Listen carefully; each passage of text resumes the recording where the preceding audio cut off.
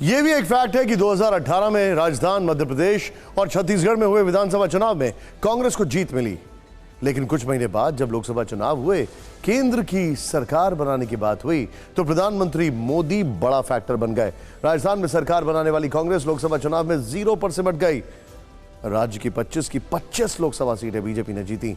मध्य प्रदेश में भी कांग्रेस 29 में से सिर्फ 1 सीट जीत पाई, बाकी 28 सीटें बीजेपी ने जीती। छत्तीसगढ़ में जबरदस्त जीत हासिल करने वाली कांग्रेस लोकसभा चुनाव में बुरी तरह हारी। राज्य की 11 लोकसभा सीटों में से कांग्रेस को सिर्फ 2 सीटें मिली, बीजेपी ने 9 सीटें जीती।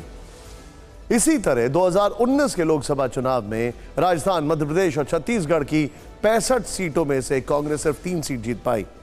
और जिस कर्नाटक में आज कांग्रेस जीती है, वहां भी ट्रेंड यही रहा कि विधानसभा चुनाव में चाहे कोई भी पार्टी जीते, लेकिन लोकसभा में प्रधानमंत्री मोदी और बीजेपी का ही जादू चलता है। इसीलिए बात साफ है, कांग्रेस को संगठन, लोकल लीडरशिप को मजबूत करने पर काम करना होगा। और उससे भी बड़ा सवाल, एक ऐसा नेशनल लीडर प्रोजेक्ट करना पड़ेगा जो सीधे सीधे प्रधानमंत्री मोदी को चुनौती दे पाए और विपक्षी नेताओं में उसकी एक्सेप्टेंस हो।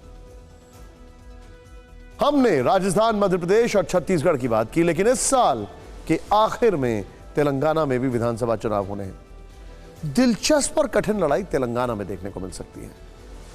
तेलंगाना में के चंद्रशेखर राव यानी केसीआर की बीआरएस नंबर 1 पार्टी है। पिछले विधानसभा चुनाव में बीआरएस की टक्कर कांग्रेस से हुई थी। हालांकि दोनों के रिजल्ट में भारी अंतर रहा। 2018 के विधानसभा चुनाव में कांग्रेस बीआरएस के बाद दूसरे नंबर पर रही। बीआरएस को करीब 47% वोट मिले, जबकि कांग्रेस को 28% वोट मिले। बीआरएस 88 विधानसभा सीट जीतती है, कांग्रेस सिर्फ 19। इस बार कांग्रेस ने तेलंगाना पर फोकस बढ़ाया। कांग्रेस ने तेलंगाना जीतने के लिए रणनीति बनाना शुरू कर दिया। अब कर्नाटक की जीत के बाद कांग्रेस पूरी कोशिश करेगी कि वो पड़ोसी राज्य में अपने पैर जमाए। अगर हमारी सरकार बनेगी, 5 साल बाद ये काम नहीं किए गए। जिस वक्त कर्नाटक में चुनाव प्रचार चल ही रहा था, प्रियंका गांधी वाड्रा ने तेलंगाना में कैंपेन शुरू कर दिया। कांग्रेस ने हैदराबाद में प्रियंका गांधी के जरिए सीधे युवा पीढ़ी से संवाद किया। प्रियंका गांधी ने नौजवानों से वादा किया कि कांग्रेस का यूथ डिक्लेरेशन तेलंगाना के युवाओं के लिए शिक्षा, रोजगार के लिए नया रोड मैप बनाएगा। मंशा साफ है, जिन वादों और गारंटी स्कीम के जरिए कांग्रेस कर्नाटक जीती है, अब उसे तेलंगाना में भी अपनाया जाएगा। इस डिक्लेरेशन के लिए आपके प्रति जवाबदेह बनेंगे। अगर हमारी सरकार बनेगी, 5 साल बाद ये काम नहीं किए गए तो हमें निकाल देना।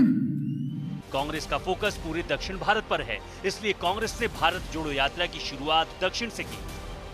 कांग्रेस ने तेलंगाना में राहुल गांधी की भारत जोड़ो यात्रा को इस तरह प्लान किया जिससे इसका फायदा साल के आखिर में होने वाले विधानसभा चुनाव पर पड़े।